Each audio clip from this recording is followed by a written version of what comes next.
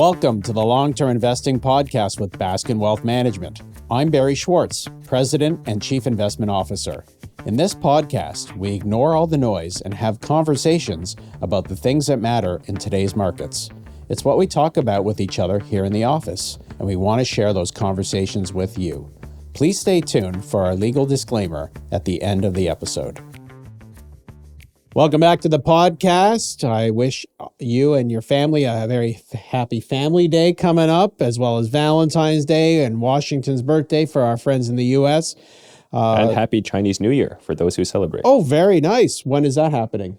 Next week. Very good. Are you going to go out for dinner? Yeah. So it's a family event, and you meet with family. Nothing. Sometimes you love them, sometimes you hate them, but it's nice to have family, and it's nice to do this podcast for you. And we got some exciting stuff to talk about today. We want to talk about the Investor Day, about Alimentation Couche-Tard that Ernest attended in person. He'll talk about his experience. He also got to test some of the new food that the company has. So we're excited to hear that. We also want to cover Ferrari, where its stock has been roaring back. And of course, but before we get into that, we'll certainly want to talk about the general market anxiety that's been happening over the last few weeks. It's shocking to us because the fundamental earnings of our companies is very good, but the market is really getting nervous about AI and how it's going to disrupt the world going forward. So we'll get into that. But before we get into that, let's get into this. If you like this podcast, of course, please subscribe to us on YouTube, on Apple, and on Spotify. Please give your 5-star reviews. Please comments, feedback. And if you have any interest in Baskin Wealth Management for your portfolio, you want to have a portfolio review, please reach out to us. Go to our website at baskinwealth.com and you can find out more. We've been managing money for clients for well over 30 years, and we've lived through, Ernest, so much disruption, ups and downs, worries that the world's going to end. And, the more things change, the more things stay the same pretty much. And so I think the principles of investing will stick around longer than we will. So, even though Warren Buffett has retired, Mark Leonard has retired, we'll find new and great mentors to follow in the markets as the markets pivot and adapt. So I'm sure a lot of our clients, a lot of you following the markets have been watching what's going on every day. It seems that AI is causing worries about a lot of different sectors and industries. It's impacted software, it's impacted data providers, it's impacted insurance brokerage, it's impacted in commercial brokerage now, truck brokerage, really anything where humans have the knowledge or the competitive advantage of that knowledge and using it to help other companies, businesses outsource, what have you. I guess the worry, the concern is that AI will replace all white-collar jobs and displace all knowledge and service industries, as you will just ask the AI to get that information and do everything for you. It seems like an easy cop-out. And of course, but this is what markets do. They get worried about different industries, different events. We remember when the internet came along, a lot of retailers got pummeled, right? And when Amazon announced that they were going to enter into a lot of different industries, companies got beaten up. The great companies, the great ones will survive. And so what we're trying to do with our portfolio is look again, trust our research. And at the moment, we haven't seen any fundamental impacts from our companies. In fact, their companies are doing better than we expected. But, this is what happens in markets. It's completely volatile, and we just have to ignore the short term. The last thing we want to do is outsource our research to a stock price. And what I mean by that is the stock keeps going down, and obviously if it keeps going down, everybody thinks it's lousy, the market thinks it's lousy. So why trust your own research? Just listen to the market and get rid of it. That's the opposite of what we do. We stick with high quality businesses. We're not momentum chasers, Ernest. So we tend to buy companies that look attractive to us on valuation. Maybe they're suffering through a lousy period. Maybe their industry is facing a narrative. as long as the fundamentals are improving and we can see potentials for good returns just on fundamentals alone, we're excited to buy the company. And as long-term investors, you don't chase what's working today. You try and buy what you hope will be working over the next 3 to 5 years. And so I hope that explains a little bit about how we're thinking of it. And I want to get Ernest's take and of course, his thoughts on the current market anxiety as well. Yeah, so when the market is kind of indiscriminately selling off everything due to whether it's macro fears in 2020 or tariffs last year or AI today, I think the one thing that we often like to do here is kind of examine the portfolio that we have and the names that we don't own and see if there's any opportunity for us to upgrade the portfolio, to buy companies that we like and are now trading at more attractive valuations than the stuff that we own. That's right. And so like we're actively looking at other software and data provider companies. We may or may not pull the trigger, but those are the ones that are attractive to us. And, you know, as long as we don't see the disruption in the fundamentals, we have to take a look at them. Yeah. And one other thing that I think is important to note is that when you are picking stocks, it has to fit into a portfolio. Where at our style here at Baskin Wealth is that we own about 30 stocks.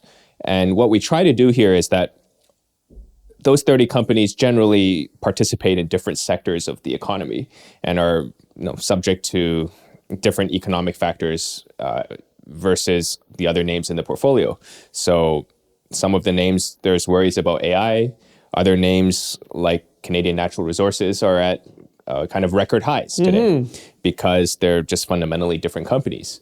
And that's what we try to do when we're constructing the portfolio, is look for things that we currently don't have. Does this period remind you of the pandemic when everybody made the assumption we're going to be in our houses and we're never going to go to hotels anymore and we're never going to go to the movies or to go to concerts or go to restaurants and all those stocks? The initial reaction was horrific, right?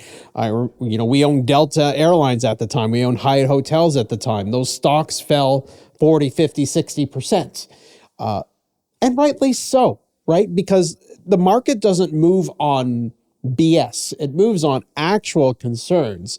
But things changed. The world pivoted. How is this time any different than that, where, AI is going to disrupt everything and you can't own anything where an AI can do it for you? Right. And I think it's on the one hand, you have to be humble about the kind of pace of technology that is seeming to get faster and faster every day, while recognizing that narratives can often be wrong. And we've seen that time and time again, even in the last 5 years, where you mentioned COVID, where the consensus was that, people were always going to work from home again. Offices were dead. Kind of right. Yeah. People were never going to shop in physical retail again, even to the extent that COVID ended. That was wrong. One thing, we'll get into it about Couche-Tard, but electric cars. There was unanimous consensus that electric cars were going to take over gas cars. That's right. Right? And look at General Motors stock at an all-time high. Right. Yeah, it had no EVs, wrote down all its EVs to near zero. Right. Yeah. And so I think what I'm trying to say is that predicting the future is very, very hard. And oftentimes, the general consensus about what is going to happen may not actually be how it plays out. What's interesting about this, comparing it to the pandemic, of course, is the pandemic was an event where companies literally had no revenues when you couldn't go out, right? So hotels, no one's booking anything. If airlines, not happening. Restaurants, concerts, not happening. And those companies were facing an existential crisis. Either the world recovers or they're going to go bankrupt. Right. They can pivot and do online stuff, but it's a hotel is never going to, it's never going to change its business. What's happening right now is you're just not seeing the AI impact for a lot of S&P 500 companies even though there's the disruption worries, right? And it's not like AI has come out of nowhere. We've been living with this for a couple of years now. So we've seen a lot of software companies report earnings. Microsoft, for example, where double-digit revenue growth, saying everything is fantastic, and yet the market takes it down 20+% because of those narratives. Those narratives can be reversed very, very quickly. We've seen it time and time again. So one thing that I like to, one angle that I think people often don't think about with regards to these kinds of things is the incentives. And I think it's a very useful kind of framework to think about whether a company is likely to get disrupted or not. So let's take the credit rating agencies, for example. Moody's, S&P, Morningstar to some extent. All have suffered lately, even though the results have been pretty good. Yeah. The worry is that AI is going to disrupt the credit rating agencies, right? And I've read some of the reasoning online about why that's the case. And I think if you just take a step back and think about why these companies exist and kind of the incentives that drive the business model of providing credit ratings, it's just very hard to imagine a world where they get displaced by an AI-related solution. And what I mean by that is that the reason why Moody's and S&P are so dominant in what they provide is that the credit rating lowers funding costs for the company because investors see the Moody's and S&P credit rating. They trust the AA rating from the credit rating agency that they've done their research. It's a stamp of approval. It's the book of record. And as a result, are willing to lend to companies at a lower interest rate than they otherwise would be. You and I can create our own credit rating agency right now. Right. All you need is financial statements and research. You may not even need analysts anymore because you can get all the research from AI and say this company's balance sheet is A, B, or C. But does anybody care what we think? And then there's an entire ecosystem built really on Moody's and S&P credit ratings. So the fixed income ETF space, almost all credit investors are kind of relying on these credit ratings. And so there's just no incentive for either the issuer or investors to adopt another standard. Fascinating. Versus even to the extent that you have an AI-powered solution that is able to replicate most of the research. So as you can tell, we're, obviously when the market goes down and our stocks report good results and we feel good about them, if the stocks go down, it's frustrating for everybody. And there's no amount of words I can say to anybody because if you're watching the results every day, that's going to be your yay or nay sign, right? But you have to be patient and you have to let things play out. And so many times, and we've given you so many examples on this podcast before of businesses that were considered losers or they're going to be disrupted, where either the narrative was false or the business pivoted or what have you, right? And no question, we're going to get some of these wrong, right? Look at the pandemic. If you bet on the fact that no one was going to return to offices anymore, that was a pretty good bet. Take a look at a stock called Allied Properties, for example. But if you bet on no one ever going to hotels anymore, that was a bad bet, right? And so when markets fall, sometimes the concerns are legit, but it doesn't mean it's material to the long term for these companies. So that's all we got to say on that.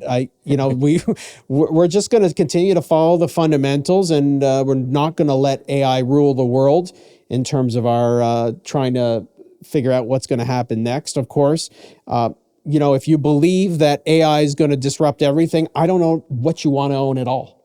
And you can see a scenario where if AI takes over all white collar jobs, who's going to have money for anything? So what stocks are going to work then? Right. Don't know. Anyways, enough with that morbid take. Let's talk about some positive stuff. We did have some positive news, and we're very excited to share it. Couche-Tard, Alimentation Couche-Tard stock hit a multi-year high, 52-week high recently. This was a company where we've done a number of podcasts on. At one point, they're trying to acquire 7-Eleven in Japan. They were going to blow up the balance sheet to do it. Ernest and I were actually very excited for that potential deal to happen. Didn't happen anyways. The stock took a kicking. The stock fell to about mid $60 range. Now it's well above 80 based on the results of its investor day. And we'll also get into Ferrari. Its stock is not back to its all-time high, of course, but the stock is seriously recovered after reporting, better results than that the market was looking for, or at least not worse. So, Ernest, you attended the Couche-Tard Investor Day in person. Where was it? What was the event like, and what did you learn, and what did you eat? So it was in downtown Toronto in a fairly small conference room full of mostly sell-side analysts. Originally, we weren't allowed to go, but I think one of the IR people watched our videos on YouTube. IR means investor relations, right? So one of the investor relations people saw our videos and saw that we were more likely to say something nice rather than mean about the company. We are. They're not wrong, because we are saying positive. I mean, you show me the results, and if they're good, I'll say positive things. And so we got an invitation. Yeah. And so I think to kind of provide a backdrop of this investor day, let's go back to 2023. Which was the last investor day. See, the then CEO, Brian Hanesh, he stood up. Couche-Tard had done pretty well through the pandemic. Yes, it was a big beneficiary from the pandemic, for sure, when everything was closed. And so he laid out kind of his vision and his plan for Couche-Tard to achieve $10 billion in EBITDA by 2028. Versus what? Versus what it was at the time. Okay, so it was a very ambitious goal. Double, basically. Double, okay. And then 6 months later, he quit. Right? Yeah. So you and I were looking at our I remember we pretty much bought the stock around the mid $70 range after the investor day. And then we saw Hanesh quit, and we're like, what? That's not a good sign. Yeah. So 6 months later, he quit.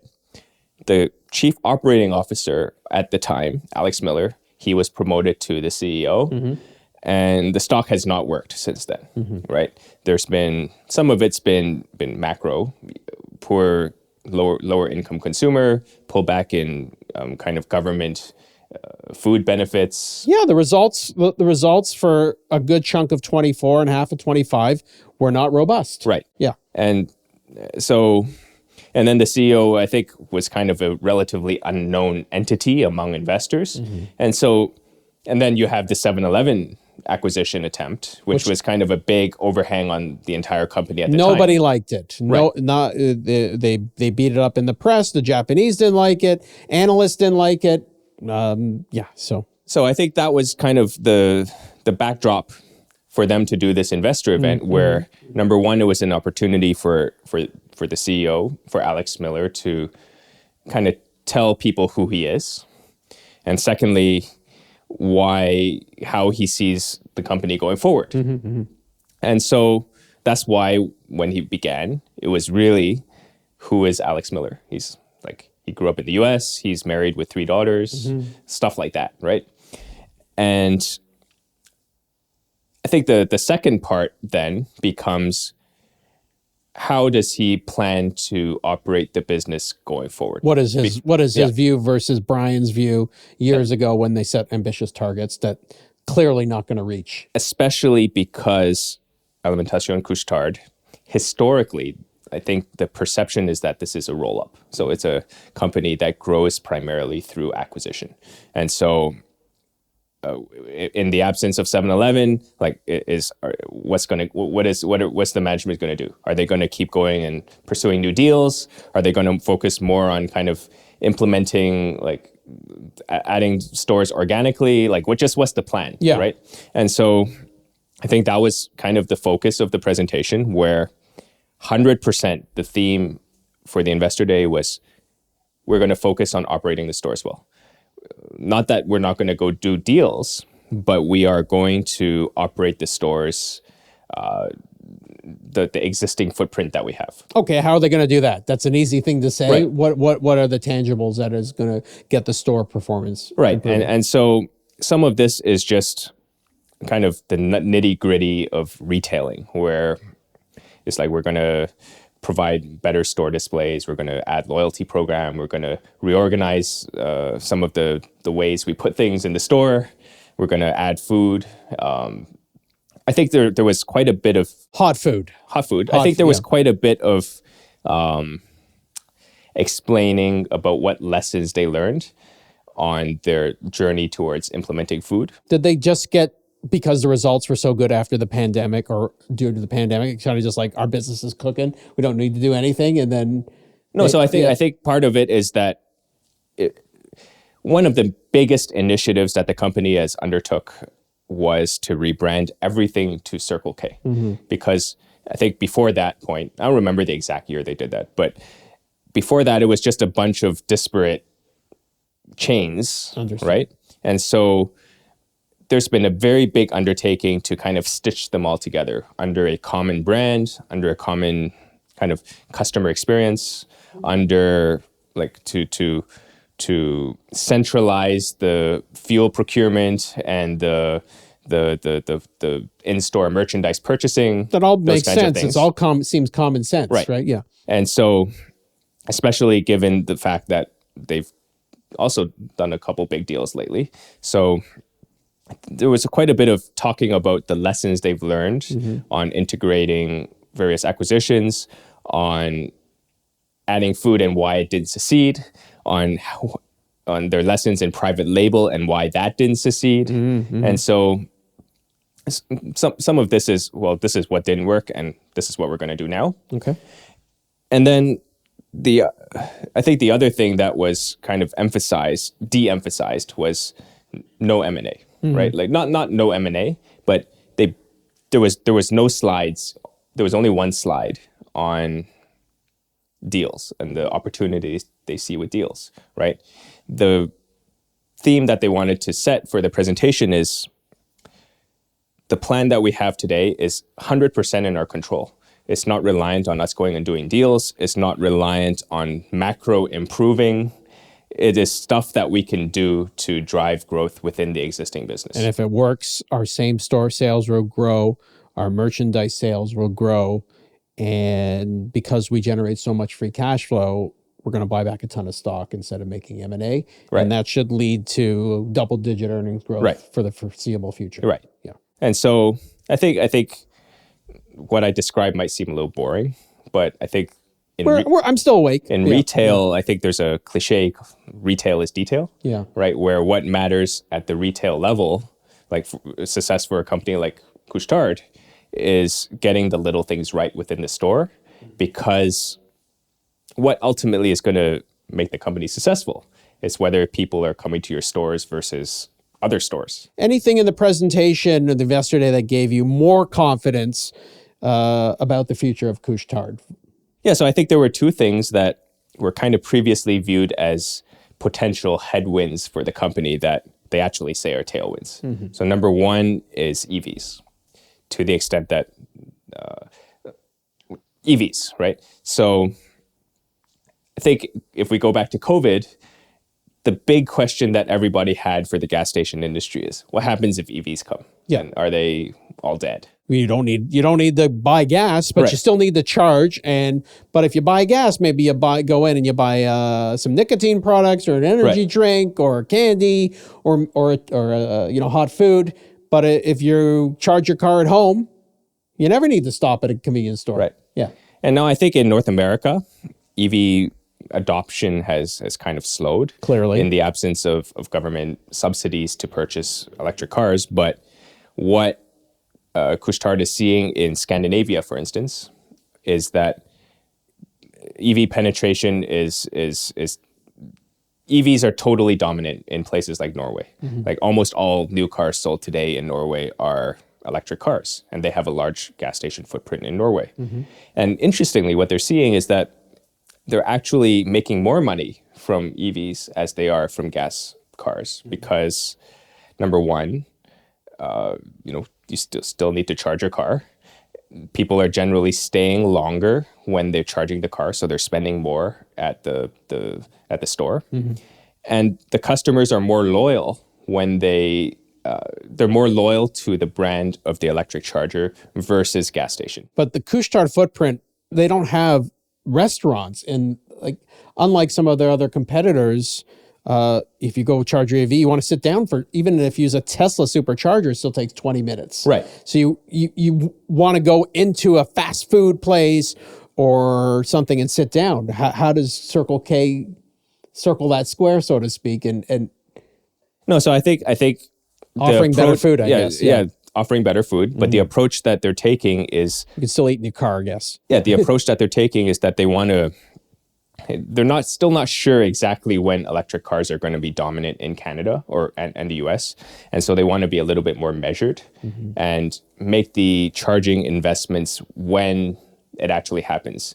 And there's a reason for this, which is that they want to be sure that the charging technology that they have is going to be the one that's actually used. Because what ended up happening to a lot of the legacy charging network that was built in North America is they're simply not suitable for the existing fleet of electric cars that are coming out today. Interesting. So very measured rollout of this, but encouraging for the North American business if a scenario where EVs are dominant. Fascinating. And so let's quickly move. So that stock is working. So we got one in the bag. And Ferrari, of course, just reported earnings. If you want to find out about a Ferrari, of course, we did a full podcast on the company. I think that podcast has a picture of you in a Ferrari. Yes. AI, thanks. But the bottom line is for Ferrari is they're saying, we on purpose, we want to slow the volume growth, but the values of our cars keep going up. And we're excited about our new EV. Speaking of EV, that's going to come out eventually. And there's no end to the new Ferraris that we're going to start, building and selling over the next number of years. And collectors love them. The demand is still there. And at some point in time, maybe the volume will start to pick up again. Is that kind of the executive summary? Yeah, I don't think the stock moved pretty well on earnings, but I don't think there was anything that was too completely thesis changing. No. Where I think a lot of analysts asked the management, so are you going to update your guidance? And they said, well, we just gave it to you like 3 months ago. So we're not going to change that today. But the business is still sold out through 2027. You can't get a Ferrari. Yep. Yeah. They are seeing good demand for personalization. So people want to do weird stuff to their Ferraris. And some of the actions that they've taken in places like UK to boost residual values are working. And they teased, of course, the new EV. I think they're calling it the Loose. Yes. Kind of like it means light, whatever. And this was designed by Joni Ive, who was at Apple for many years and helped come out with the designs of a lot of products there. Some people said it looks ridiculous. Some people said it looks amazing. Whatever. You can't learn anything from Twitter and anecdotal comments. But they're excited about the EV. And when is that going to be released to the public? So the full unveil will be in May. It's important to note that they haven't started taking orders or even shown the car to clients yet. So we have no details about how that's going to play out. I think they've said very clearly that there's a very large segment of their buyers that said they're never going to buy an electric Ferrari. And they understand that. They're not going to push that onto them. But what they hope is that it will unlock a new category of buyer. So people who are, maybe not as attracted to the very loud Ferraris, right? Now maybe, but they're still rich enough to afford one. Hopefully this will attract a new client. We'll have to see. I mean, the evidence of success in luxury EVs has not been great, right? Porsche and Lamborghini. I don't think the results have been fantastic. Well, I don't think they're great cars either, right? So there you go. We'll see. Yeah, I mean, the bottom line is if Ferrari creates a must-have product, then the demand will be there. And I think most importantly for Ferrari is that this is a business that's managed for the long run. Like they're not there just to sell, to participate in the EV trend because it's kind of the hot thing to do. Although there's regulatory reasons for them to do that, they're really managing the business to ensure that this is a car people are still going to be wanting to display in 40 years. And one of the ways to do that is obviously to reduce or limit the volume. Right. And that's what Ferrari is wonderful at, and keeps the residual values high, it keeps interest high, but of course the quality's got to be there, and people want to buy the cars.